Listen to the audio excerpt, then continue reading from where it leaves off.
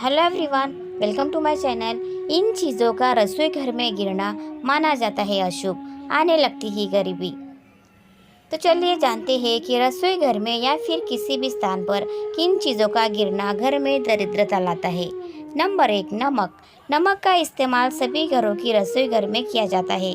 इसके बिना खाने में स्वाद नहीं आता है। हालांकि नमक का संबंध सिर्फ स्वाद से ही नहीं बल्कि आपके सौभाग्य से भी होता है। वास्तु में नमक को सकारात्मक ऊर्जा का ग्राही माना जाता है। नमक चंद्र और शुक्र ग्रह का प्रतिनिधित्व करता है और नमक को शुद्धता और समृद्धि का भी प्रतीक माना जाता है। ऐसे में नमक का गिरना अशुभ संकेत देता है। ये जीवन में आने वाली परेशानियों की ओर इशारा करता है।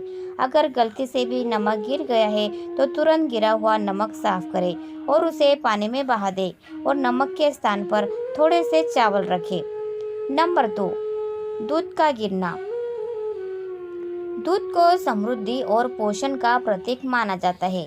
हम बचपन से ही घरों में देखते आए हैं कि हम किचन में दूध रखकर कोई काम करने लग जाते हैं और थोड़ी देर बाद पता चलता है कि दूध उबलकर गिर गया है। लगभग सभी लोगों के पास किचन में उबलते हुए दूध से जुड़ा कोई न कोई किस्सा जरूर होगा। इसलिए ये कहना गलत नहीं होगा कि किचन में दूध का उबलते हुए गिरना या हाथ से गिलास छूटकर गिरना बहुत आम बात है। मगर आपको जानकर हैरानी होगी कि वास्तुशास्त्र के अनुसार ऐसी घटनाओं का बार बार होना घर में समस्याओं का संकेत होता है। ज्योतिष शास्त्र के अनुसार दूध को चंद्र ग्रह से जोड़कर देखा जाता है।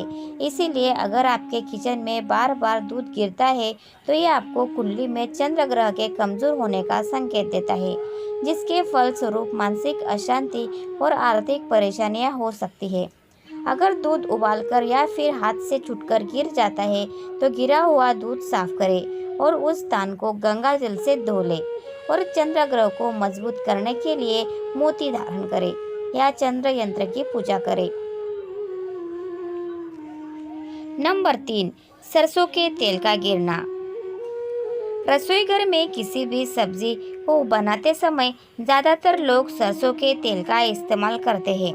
इसीलिए लगभग सभी किचन में सरसों का तेल मौजूद होता है। ऐसे में किचन में सरसों के तेल का गिरना बहुत सामान्य घटना है।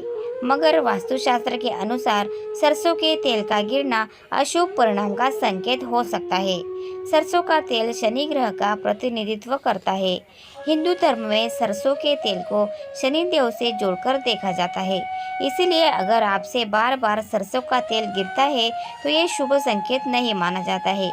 वास्तुशास्त्र के अनुसार इसकी वजह से व्यक्ति को शनि से संबंधित कई परेशानियों से घेर सकती है, जिसके फलस्वरूप आपके जीवन में स्वास्थ्य संबंधी समस्याएं और बाधाएं भी आ सकती है।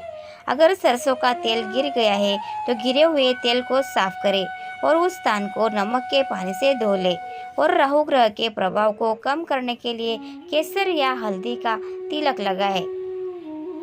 नंबर 4, सिंदूर का गिरना।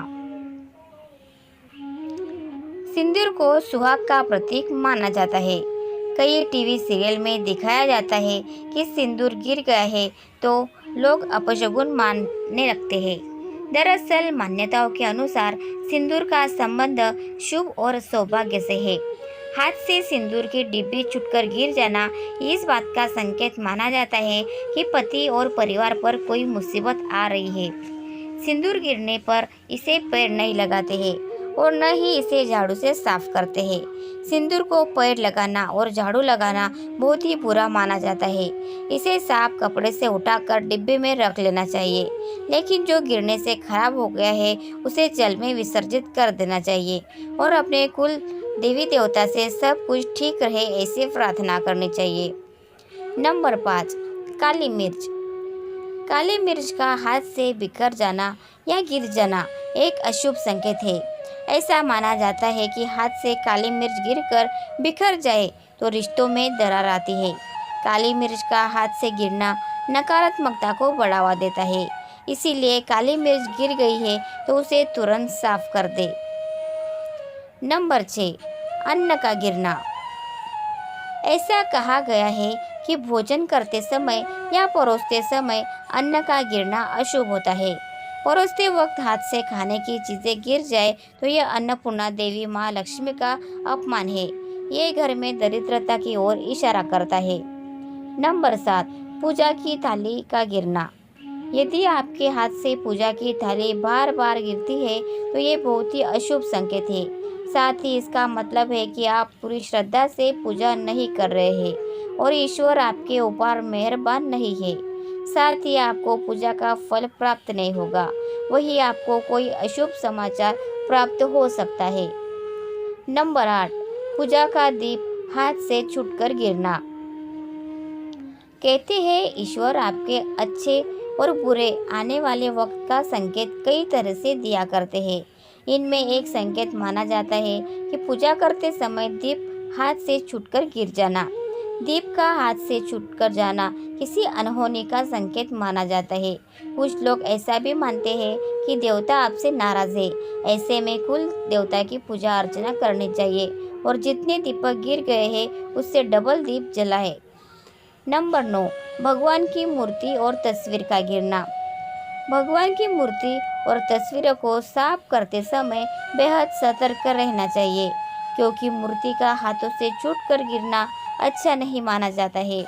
ऐसी मान्यता है कि इससे परिवार के किसी वरिष्ठ सदस्य के ऊपर कोई संकट आ सकता है।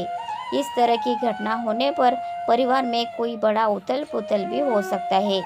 अगर मूर्ति या तस्वीर गलती से टूट फूट जाए तो जल में प्रवाहित कर देनी चाहिए और तस्वीरों पर लगे शीशे को जमीन में गाड़ देनी चाहिए। इसे जल में नहीं फेंकना चाहिए। नंबर 10, कलश और पानी से भरा बर्तन गिर जाना। पूजा के लिए कलश में जल भरकर ले जाते समय अगर हाथ से छूट जाए तो इसे भी अच्छा शगुन नहीं मानते हैं। जल से भरा लोटा, गिलास का हाथ से छूटकर पानी का बिखर जाना भी अशुभ नहीं मानते हैं।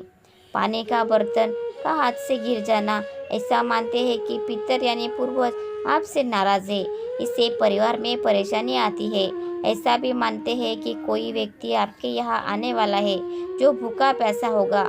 पुराने समय में लोग इसी तरह की घटना होने पर भोजन पकाते समय मात्रा बढ़ा देते थे, ताकि मेहमान अगर आ रहा है तो उसके लिए भोजन कम ना हो जाए। नंबर 11, हाथों से प्रसाद का गिरना। हाथों से प्रसाद का गिर जाना एक बड़ा अपशकुन माना जाता है।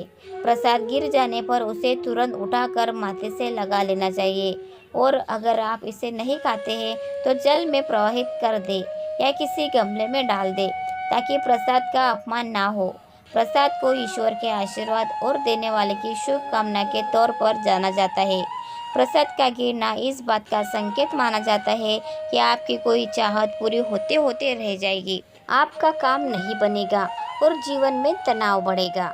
तो फ्रेंड्स, आपको ये जानकारी पसंद आई हो तो कमेंट करके ज़रूर बताएं और वीडियो को लाइक, शेयर और सब्सक्राइब करना ना भूलें। धन्यवाद। Thanks for watching.